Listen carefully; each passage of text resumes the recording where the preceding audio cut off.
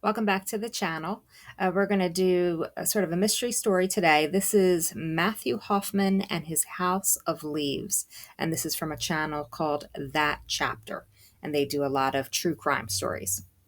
Hey you, and welcome. My name is Mike, and in this old video we're talking about a few things, as we usually do. One, we're talking about a guy named Matthew Hoffman. Two, his obsession with trees. And then three, his House of Leaves. It's as weird as it sounds. So in this video, I'm going to be talking about tree, and also trees, and it's going to be a lot of fun because you're not going to know which.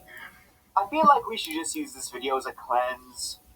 Just get it out of our system, okay? But first, we gotta get in. This story is very bizarre. I mean, it's set in Ohio. Sounds It bizarre. starts with a shocking disappearance, followed by a shocking discovery. So let's give it a go.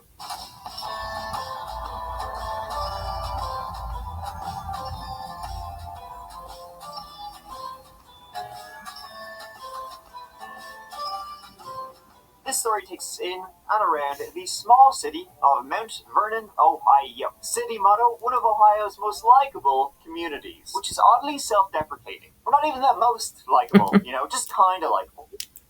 I dig it. You're being honest. It is host to almost 17,000 people, and it's an hour northeast of state capital Columbus. Not a whole lot you can find there you can't find elsewhere, other than this story. There's a lot of parks, greens, and a low crime rate. It's a nice looking Which town. means, though, that, when a crime does occur, judging from the stories I've told, that crime is going to be weird as shit, and you bet your ass. It's a perfectly fine, unremarkable, small town in the Midwest. This story is anything but, beginning on the 10th of November 2010. The weather around that time of the year is crisp. The last of the autumn leaves are still hanging on for dear life before being swept away by the winter winds and cold-ass snow. It was near Mount Vernon that Tina Rose Herman lived. 32 years old, single mother, she lived with her two children. Outgoing and happy-go-lucky Sarah Maynard, 13 years old, and shy, quiet Cody Maynard, 10 years old. Her two children were fathered by Larry, but Larry and Tina could never make it work. And so the children lived with their mother at 481 King Beach The son Drive. looks like the mother, doesn't he? At the time, she was actually dating a guy named Greg, but that relationship was on the rocks and looked to be soon sundered. Now, they lived in the Mount Vernon suburb of Howard, less than a 20-minute drive away, near the banks of the Apple Valley Lake. They weren't planning on living there much longer. Tina, she wanted an apartment closer to work, but it would do just fine and dandy for now. Tina, she worked at the Dairy Queen in Mount Vernon. She'd been working there for years, and she was due to... It's that old cliche of, it started like any other day.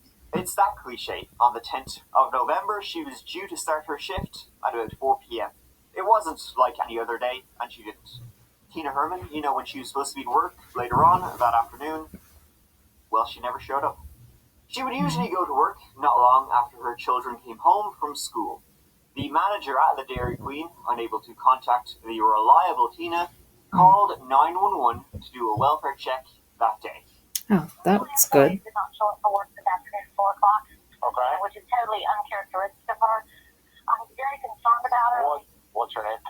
Her name is Tina Herman. So the police rocked up to the house on King Beach Drive at about 7:30 p.m. Knocked on the door, no answer, and no lights, so they presumed nobody home. Oh, I hope he didn't kill the children, too. So the police left, assuming they probably gone out of town, just were off somewhere. Whatever. The very next day, though, Thursday, now the 11th of November, another woman was reported missing. Odd, in a place here where this kind of shit, people don't go missing around here. But what was even odder was that this was Tina's neighbor and good friend, Stephanie Sprang. Okay. Stephanie was 41 years old, had 3 children, and was a native of Mount Vernon. She was the last known to be popping into Tina's the day before. See, Tina was planning on moving, and Stephanie was helping her find a place. Tina's children, Sarah and Cody, they had also missed school on Thursday. It's not good. So then what happened that Wednesday? Tina's manager from Dairy Queen, who had originally reported the disappearance, she went back. She decided to visit Tina's house herself. She let herself in, and then she called the police again. I called in last night about Tina Herman being missing. I am out at her house now. There is blood everywhere. It was not pretty. Whatever happened right inside the door, and it had been bad. Following the trail, the bodies had been police didn't see that? into the bedrooms, and well, a lot more blood. But despite all this, no bodies were found in the house or outside. Wherever they went elsewhere. The bathtub also was covered in blood and had been used for, well, who knows what you see in The Sopranos, they use the bathtub for. So, 4 people missing, 2 women, 2 children, and a very gruesome scene left behind. Some clearly must have been just butchered, and perhaps others kidnapped. As to clues in the house about what could have happened, well, some of the stains were right by the door, so as soon as whoever came in, they were attacked. Groceries were in the kitchen, but not put away. Again, we can assume that they were attacked not long after entering. We can probably say those were left by Tina, and the receipt showed they'd been bought around 12 p.m. So Tina, that morning, she'd been out and about, doing some errands, and came home with a few bits and bobs, brought the bags into the kitchen, and before she could put them away, she was attacked. Then yeah, this guy probably followed her in, and she was so busy bringing her groceries and what have you, and she probably didn't even realize he was coming up behind her. That's why you always gotta be careful, and it's ridiculous that you have to spend your whole life on guard. That is such a shame. Stephanie, she was due to pop over then early that afternoon, and so we can assume due to That poor woman. Due to the scene, she came over to help her friend, and instead there was someone there. And then the 2 children came home from school. Another clue was that the garage door was off, so perhaps someone entered via that. In the garage was more blood, and Tina's truck was missing. The killer may have put everyone in her vehicle, and off they went. But at least they knew they were searching for something, and they had something in particular. So, the usual bolo, be on the lookout, went out. Right, Finally, they know what the last vehicle. clue was a Walmart bag. It had tarps in it. Like, no receipt, but you don't necessarily need one to track down where and when it was purchased and get CCTV. The police did their due diligence. Neighbors questioned if they saw anything, or her soon-to-be ex-boyfriend interviewed. Nada. Greg, who would be, the most likely suspect, he also just, so happened to be out of the house when this all happened. But his alibis checked out. He was in work, no chance he hadn't been.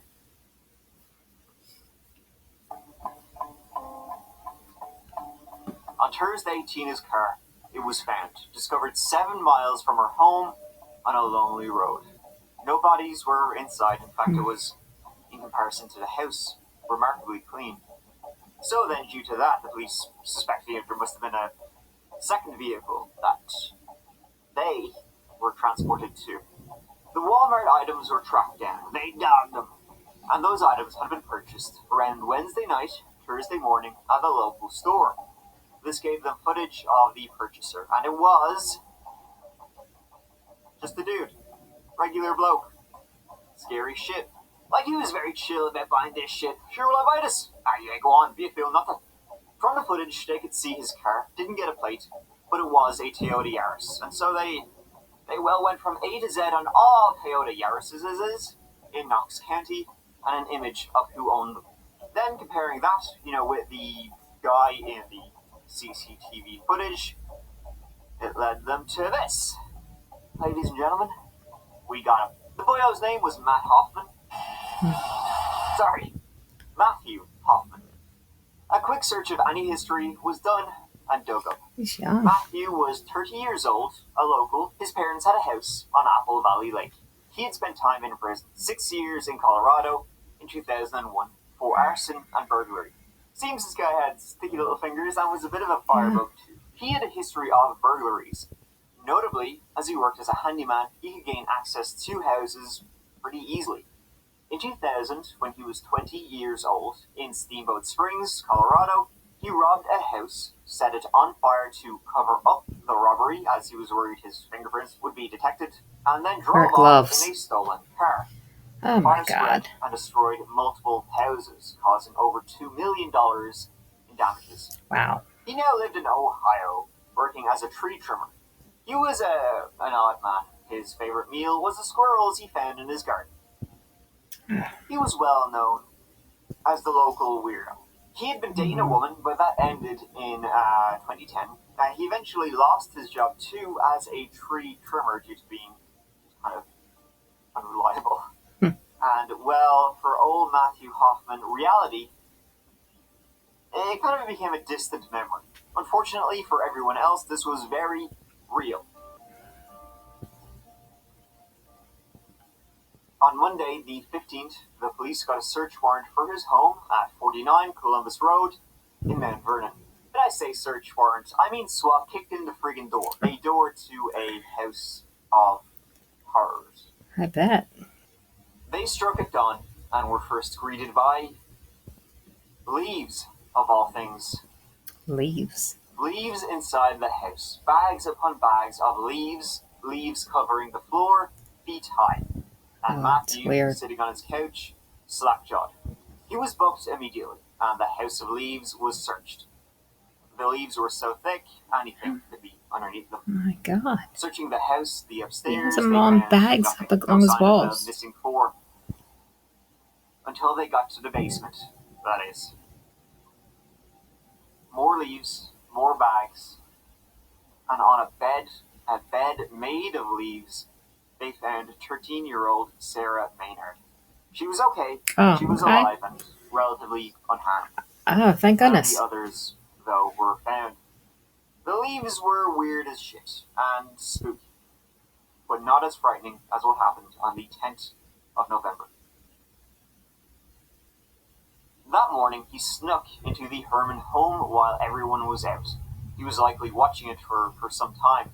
Oh, he was already there when she came back. In fact, this story has a lot of similarities to the Jamie Kloss case in that I think Sarah may have been his target. Everyone else was kind of just in the way. So I wonder if he knew her. He entered the house via the garage door, and when Tina came home from grocery shopping, she was attacked. Then Stephanie came over, and she too was attacked as she entered the house where a still waiting Matthew lay. The family dog, a small thing, that was in the house too, and he killed the dog too. Then that afternoon, the kids entered the house, not knowing, not aware that a crazy psychopath was waiting for them. As soon as they entered, he sprinted at them. Cody was attacked, and Sarah managed to run to her room. He kicked down the door and tied her up and blindfolded her. He then drove and switched cars and came home. He handcuffed Sarah to a pipe in the basement, only giving her cereal with rotten milk. Ew. This all came from Sarah in the hospital. Matthew, oh my God. He was not in too much of a conversational mood. He didn't really say word one. Hey, Matt, Roger Brown, the detective here at the sheriff's office. Okay, you want to take your hat and stuff off? Cool. Alright with you? If I take them cuffs off and put them in the front, is that going to be a problem? Okay, alright, let's do that. Okay, right, good. Send that through phone. Alright, turn around and just face the wall for me. Okay. Trying to understand what's going on here, Matt? That's it. We can explain all this to you if you want to talk to me, okay? What do we want to talk about? Well, we need to find some people. Matt, can you hear me? got to be so hard The to only reason know what he is, and you got to speak to him so calmly. where Tina, Stephanie, and Cody are is because we had to spend a lot of time at the scene. They weren't under the leaves. We will know. We will find him. And if it's going to come to it that it's not with your help, then so be it. But I'm going to be the first guy to tell the jury that. I guarantee. Yeah, he cares. But I sat in an interview room with this guy, and all he wanted to do is close his eyes and blink them until I walk out of the room. And then he opens his eyes and gets his drink of water. Now, am I a prudent person? What kind of person do I think that is? Well, one of two things. Either you're getting your composure together, you're thinking things out, thinking what to tell us, or you don't give a shit about anybody. There's about 12 hours of it, and he says Wow. absolutely nothing. 12 He does, hours. however, sign something. You know, other people, there's family members out there of other people, and all they want is closure. That's all they want. They've been up for days like you and I have, you know. Hmm. Heart hurts. I don't understand sign language, man. Is that your heart? You're saying heart? Broken. Your heart's broken? His Because of what heart's happened? broken. No. Someone broke your heart? And they had no idea where Tina, Stephanie, and Cody were. He wouldn't say anything. In fact, until the prosecutors said, we will remove the death penalty if you tell us where Tina, Stephanie, and Cody are. Well, he agreed. Agreed on condition that the police shoot him in a faked escape attempt. Hey What? lads, would you mind just killing me and then say I tried to make a run for it?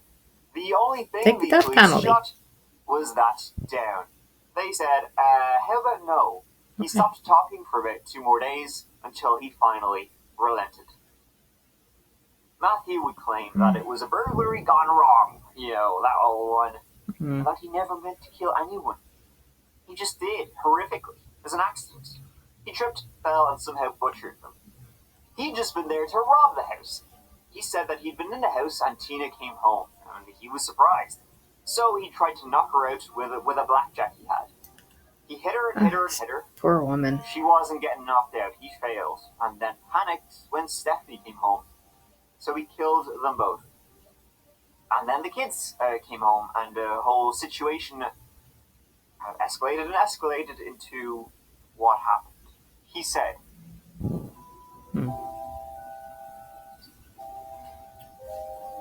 Dendrophilia is a sexual condition, I guess, where you get hard for trees. Literally, it means love of trees. Yeah, you find them hot, dude. Smoke shows. Yeah, I'm sorry. Find them What hot. was Get the your word? roots in the roots. Hold Make on. like a tree. Hold on. I want to She give it. wasn't getting I didn't hear knocked what he out. said. The name of And this then panicked when Stephanie came home. whatever So he killed them disease both. condition. And then the kids came home, and the whole situation escalated and escalated into what happened. He said,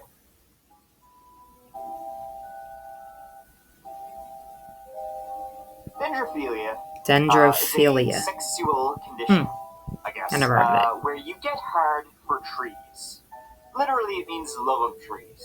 Yeah, you find them hot, dude. Smoke shows. Bang that bark. Get your roots in the roots. Make like a tree and make out with a tree. That was Matthew Hoffman. Hence the leaves in his house. They were everywhere, and it would have Wow. taken some time to get him. Some time I'm sure he enjoyed. Neighbors said they saw him climbing the trees in his garden all the time, having some crack. And so, when he finally told the police where the bodies were, it made sense. But it was still as surprising as it was horrifying. The Cuckasing Wildlife Area lies about 15 minutes north of Mount Vernon. It's a little place for camping, fishing, and hunting some smaller game. And lots of trees.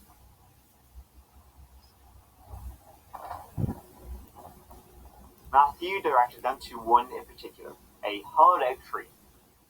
Inside that 60-foot tall tree were the tree bodies. Wow. They had been dismembered and stuffed inside. Wow. So strange. The tree was hollow to a point, and how he did it is speculation because we found the location. We took them out with part of the reason we took them out the way that we did it, and we cut part of the tree away, is our priority to not only to recover them, but to recover them with sensitivity and with dignity for the victims and for the victims' families. Isn't that horrible? Matthew Hoffman pleaded guilty to the 10 counts against him, including aggravated murder, Looks like sexual alfalfa. assault, kidnapping, and gross abuse of a corpse. At this time, as I understand it, Mr. Hoffman is prepared to enter plead guilty to all counts. And Mr. Hoffman, do you understand everything that's been said here today? It's been indicated to me as you desire at this time to enter a guilty plea to counts 1 and counts 2 of the indictment, charges of aggravated murder and unclassified felony. Is that a correct statement? It's also been indicated to me as you desire to enter a guilty plea. Yes. And is Mr. Hoffman has asked me to make a brief statement. That is simply, the county deserves to know this was a random burglary. And it's terribly, terribly wrong. No one person, no family was singled out. It's tragic. Can't undo what is done.